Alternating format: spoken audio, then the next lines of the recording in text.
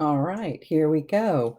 Welcome to Resilience in Practical Terms. Not certain what happened to the title. I'll need to add that information in later. But Resilience in Practical Terms, this is episode 4, and I'm Carla Cheatham. Today's topic is talking about the gift of anger. So last week, when I was sharing information, trying to take information about resilience, the things that I teach about the emotional competencies I teach to professional caregivers and family caregivers. I'm trying to take that information around resilience that I teach and make it available for the average bear, and also make it available to family caregivers in this format, since conferences are not happening quite like they once were. But I wanted to get this information out there to folks who need it and want it, and for whom it might be helpful, especially during this time. So last week, one of you reached out to me and said, I'd really love to hear about processing anger and ill wishes for those that we perceive as dangerous. So here's my take on what it means to be resilient in the midst of feeling feeling anger and having struggles with things that are hard for us, and especially decisions that people are making that we don't understand.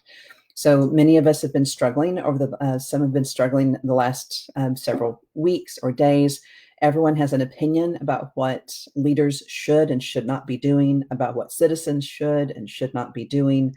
And I know in the last week or so, the division's gotten that much further. They're much greater, with folks making decisions about what we should do in the midst of this global pandemic, about when is it time, what's the cost benefit analysis between the threat to life if we continue to stay in versus the threat to life if we start to go out, is the short, very simplified version of it. And people have very strong opinions on both sides.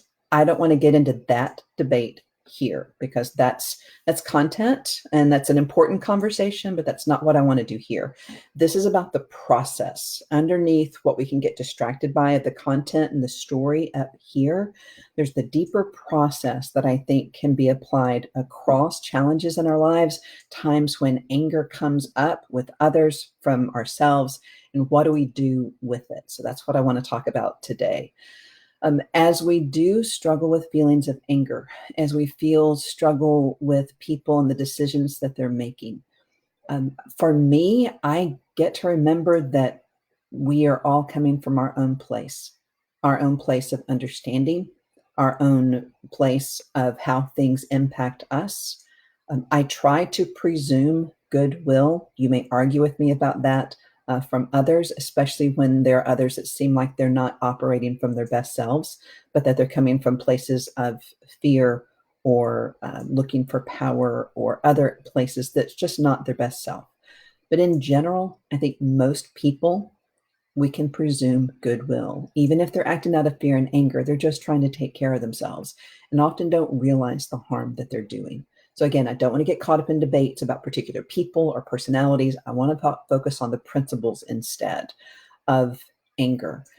When I was struggling last week with some decisions some people that I adore were making, I adore them and I respect them, and yet they were coming from a place that felt like fear and also a lot of privilege, and very tone deaf to the impact that their actions and their views might be having on others. Just again, I want to keep it simple and not get caught up in distracted about issues. This is about an overall concept that's applicable not just to this time of crisis that we're in.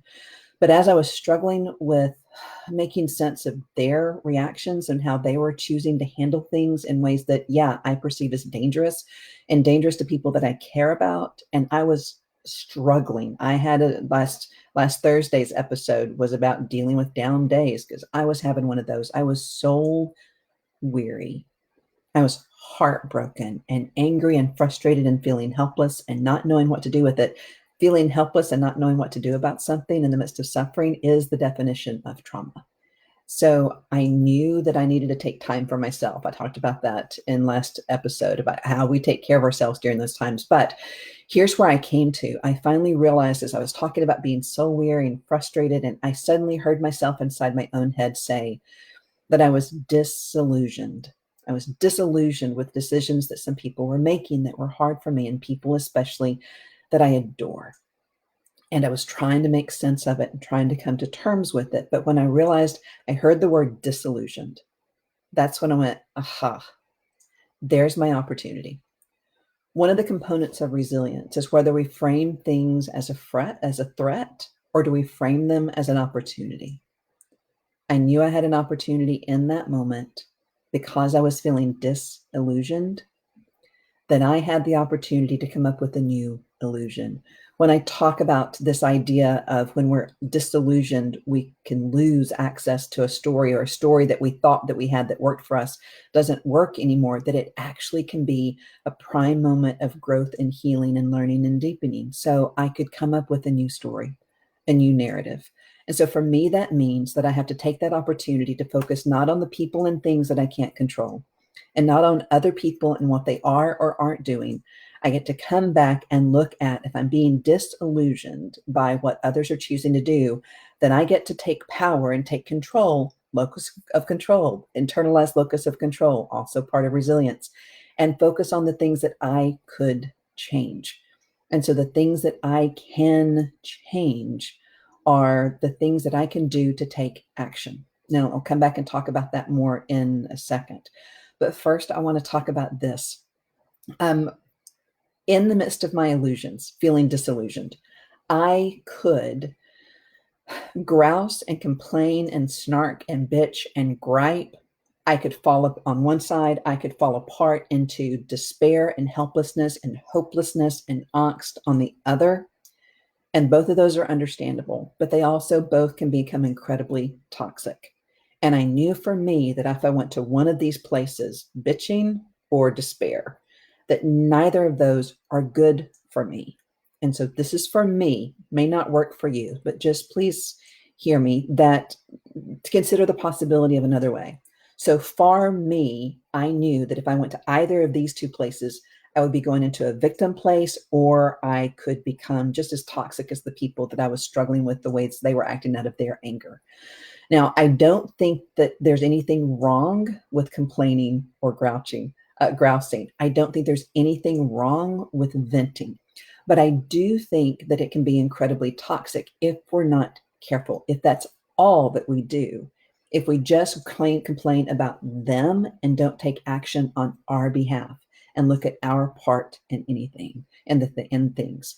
Again, I'll talk more about that in a second as well. But I think that anger in and of itself can be incredibly powerful and impactful and healthy when we wield it well. And so I'm a very big fan of anger when appropriately used.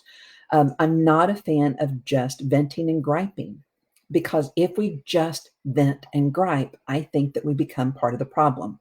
The research always also shows that if we just vent, then we actually harm ourselves. If we go out and complain after work with a friend and we just we actually wear that neural network of negativity in more deeply, and it harms us if we just vent. But if we vent to go to hit that decompression button so that we can get some relief, feel heard, validated, have our feelings normalized and affirmed by someone else who cares about us, that can be powerful. And then it lets us get out of that lizard brain threat response system that we're in the midst of, and let our prefrontal cortex, where our executive function and our ability to think clearly and to have choices, to know we have choices, to have access to them so that we can have access to the ability to respond rather than react, can kick in. And then we can say, okay, given these circumstances that we can't change, here are the things that we can change. What are the things that we can do? And so then anger can become this place of information and energy. We often get so distracted because we have a really toxic relationship with anger. We have often not had healthy anger modeled for us. We have not had it taught to us. We've not had healthy experiences with anger, because again, some people wield anger as a tool to control and induce fear in others. Conversely, we often experience anger as something to be feared, judged, condemned, shamed, or shut down. Many times, Sherry O'Terry from Saturday Night Live, one of my favorite quotes is when she has the characters like, simmer down now, simmer down. But in the history of the world, no one has ever simmered down by being told to just calm down. That has never, ever, ever worked. It only makes people more angry. So when we do those things to anger, that's not helpful. Shame it, judge it, shut it down. When we wield it to try to force control on others, not helpful either, damaging and destructive. But there's this healthy middle ground where we take that information and energy and do something constructive with it. So we don't just stay down here. We come up here and we finish the story and we say, what is there that we can do? I know that many of us in childhood, some of us experienced so that only one person in the family was allowed to be angry, and it wasn't used in a good way. And the damage of that carries with us still. And so we either didn't want to become like that, or we were so terrified of that. We just developed these really toxic ways of understanding anger. And so I think we get to find a healthier relationship with anger that doesn't go to any of those extremes. Now, feelings. We are the ones who label emotions as good or bad. The ones that are easy to be with and that feel good to us, then we label them as good. The ones that are more challenging to be present with for us, we label them as bad. Emotions aren't good or bad. It depends upon what we do with them, it depends upon the stories we tell ourselves about them, and they're just information and energy. They're just neurochemical reactions that happen in our brain. And the people around us and the experiences we've had can impact our stories that we tell ourselves. Our experiences of anger can be helped or hurt by the people around us and the stories we tell ourselves about it. My mentor constantly will, when hearing me talk over the last 10 years, she'll go, easy, easy. No good guys, no bad guys, just people trying to figure things out. And no. Don't make up a story to scare yourself about what this feeling inside of you is. You're making up a story about what it is. For good or for ill, it's just information and energy. See what information there is in this feeling and how it might be able to help you. And use the energy to do something. And so when we hyper focus on the negative story, we hyper focus on other people and what they've done that we don't like, when we hyper focus on our disillusion, then we can become just as much a part of the problem, and it damages us. Or when we focus on, all right, I'm feeling disillusioned. I want to take some internalized locus of control and focus on what I can change. Let me take part in helping to write this story. What are the things that I can do? And so are we going to respond? Are we going to just vent and grouse? Or are we going to do something constructive and positive with that energy? The other thing we do when we just vent is we sidestep it. We vent it out. We kind of get it just decompressed. But then it's like, whew, okay, I feel better now because I've bitched about it. And now I don't have to actually go do anything because I've discharged that discomfort, that uncomfortable feeling. And now I don't have to go do anything about it. But if we don't discharge that energy or remain uncomfortable, that discomfort can compel us to go take action. And so we can take action on our own behalf. We can consider what information this is telling us. Do we need to set a boundary? Do we need to ask for help? Do we need to ask for what we need? Do we need to consider what our part is in this and where we might be creating the situation? Do I need to mobilize others? Do I need to get out my checkbook? Do I need to run for office? Do I need to reconsider the stories I'm telling myself in my head that might be scaring me more than is appropriate? What are the things that I can do? And then where do I need to let go of the things that I can't do that will just drive me crazy if I'm trying to force solutions that I can't do anything about right now? And so whatever it is that we need to do in that moment, sometimes what I need to do is go for a walk or sit down and pet my dog and chill the heck out. Because when I calm down, that's when I can come up with some constructive solutions. Finding something constructive to do with anger, using it as a gift, letting it prompt you to go do something helpful, do something that will make a difference in the world. That is where our freedom lies, when we are at choice, when we don't just vent and complain. There's room for that. But in the midst of that, are we becoming toxic ourselves by the way that we do so? I'm going to close with this and wrap this up. About 4 years ago, I wrote something in response to a question someone asked of me, and I referenced in this. So I'm just going to read this to you now as I close. Hope something of this has been helpful. If not, take what you like, leave the rest. But there's some thoughts on how I handle anger and how I see it. That it's just information and energy. We don't want to rob ourselves of it. We don't want to just vent it out and then not go do anything. We want to take action where we can and not become part of the problem by just venting and not do anything constructive afterward. So this is what I wrote in response to someone asking me why I didn't take a greater stand against a certain issue that they felt strongly about. And they know I do too, but they wanted to know why I didn't take a greater stand on social media about it. And here's what I said.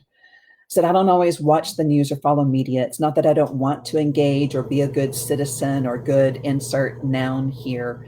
It's that I learned a long time ago that if I have energy available to actually do something constructive about whatever gets my blood boiling in passion or righteous indignation, then that's when it's, sorry, air conditioner came on. I was trying to get the noise turned off in the background. My apologies. But if I have energy to actually do something constructive about whatever gets my blood boiling in passion or righteous indignation, then that's great. But if I don't have the space to take action and make a positive difference, I'll simply wind up feeling frustrated. Oh, I scrolled past it. The joys of learning how to do Facebook Live. Let me find it again. I should have some hold music while this happens. Yeah, but if I don't have action space to take action and make a positive difference, then I'll simply wind up feeling frustrated, helpless, and become just one more negative voice in the mire, spouting my self-righteousness, but making no change. And so I'll do nothing in that space more than just engage in complaining about a situation I'm doing nothing to help, about others whom I can be quick to blame and vilify, about a problem that I'm only contributing to rather than helping resolve. And that's not good for me or how I claim I want to show up in the world. And this is where I speak from my own faith perspective. And whatever your belief system is, please, honor whatever's right for you. But for me, my faith tells me that I'm to pray for those who consider themselves my enemies or whom I misguidedly label as such because I focus on only one aspect of who they are as another human being on the planet. Because after all, I wrote, no person is only one thing. And I went on to write, it tells me that I can't bless God out of one side of my mouth while cursing my brother out of the other. It tells me that violence takes many forms and that in the course of speaking out against what I believe to be injustice, I can become equally unjust and commit verbal violence myself if I speak carelessly about another human being in a denigrating way. I can speak out and complain and offer complaints about actions that are not acceptable to me. But I go too far if I speak of others with contempt and hate. Of course, I get hurt, feel angry, grow scared, and grow weary. Of course, I sometimes, often, go too far when I feel wronged. I screw all this up plenty, I wrote. But it's still my goal. Of course, there are things about which I feel called to take action, and I do so in my own voice, in my own spheres of influence. That's what I have the time and energy and capacity to do something about. I do not advocate silence or apathy. I do not condemn protest, and I firmly believe in speaking truth to power. I have no problem with naming what actions we believe to be unjust. But for sanity's sake, I must be careful that I not simply join the bloodthirsty crowd in the modern day arena, jeering and yelling and looking for a cathartic release for our feelings of powerlessness. It's better for me to light a single candle than to curse the darkness, lest the spit frothing from my venomous words snuff that candle out. I don't mean to preach at others, I wrote. I have no one particular in mind. But I was asked once why I don't, quote, take a stand more in what I post on social media or in my writings. And I responded that I do. I take a stand for peace and equality and justice and education and things that connect and build and unite. I speak up to my friends and loved ones when they denigrate those with whom they disagree, even when my voice shakes and my knees tremble. to speak up to them in that way. But I would rather take a stand for something than against someone or one thing. I would rather seek long lasting transformation than the flash of a revolt.